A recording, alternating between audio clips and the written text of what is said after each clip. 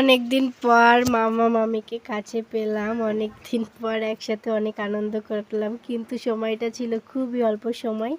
চলুন আপনাদের সাথে শেয়ার করি।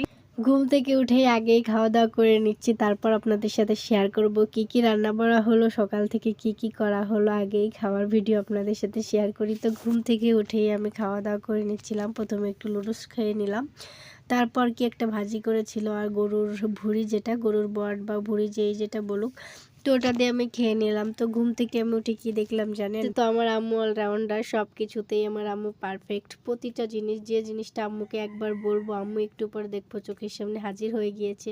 মানে কখনো বলা লাগে না যে মা এই জিনিসটা আমি খাবো বা এই জিনিসটা আমাকে করে দিন, এটা কখনোই বলা লাগে না। মানে চোখের ভাষা বুঝতে পারে। আমি যেমন আমার ছেলের চোখের ভাষা বুঝতে পারি, মা বুঝি এমনই হয়, তাই না?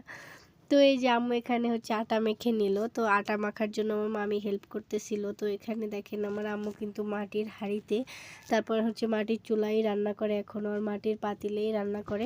তো এই যে এখানে ভাতটা রান্না করে নিচ্ছিল, এখানে লুডুস রান্না করে নিল, তারপর সেমাই রান্না করছিল, আরও এখানে অনেক কিছু রান্না করবে। রসপান পিঠাটাও বানায় নিচ্ছিল। এখানে হচ্ছে এই পিঠাটাকে খেয়ে চিনেন বা কী নাম বলেন আপনারা জানেন? তো এই পিঠাকে রসপান পিঠা বলে। এখানে হচ্ছে চিনি দিয়ে, তারপর হচ্ছে নারকেল দিয়ে, আটা দিয়ে একটা পিঠা বানায়, তারপর তেলের ভিতর ভেজে নেই।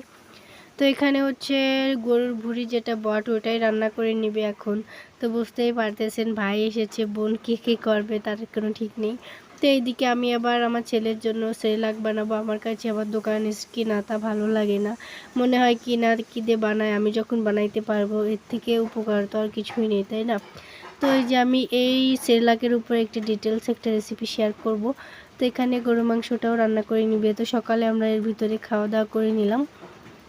এর ভিতরে আম্মু আবার দুপুরের জন্য রান্না বান্না শুরু করে দিয়েছে। তো এই যে এখানে ডিম ভুনা করে নিল, তারপর মাছ ভুনা করলো, ডাউল রান্না করে নিল, তারপর গরুর বট রান্না করে নিল, গরুর মাংসটাও রান্না করে নিল, আর এইদিকে আমি সালাদটা কেটে নিলাম। তো এই কাটাকুটার কাজ আবার আমি একটু ভালো লাগে আমার করতে।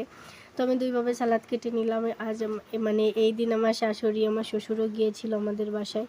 তো এই যে রান্না বাড়া সব শেষ। তো এখন আমার বোনটা রেডি হয়েছে, ওর কথা একটু শোনেন।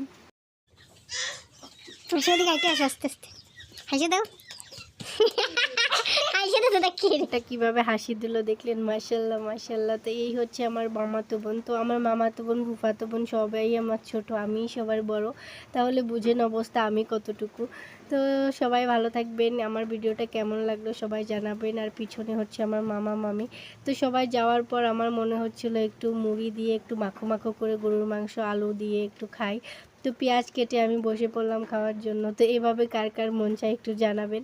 তো সবাই ভালো থাকবেন। আমার ভিডিওটা কেমন লেগেছে কমেন্ট করতে ভুলবেন না। সবাই ভালো থাকবেন। আল্লাহ হাফেজ।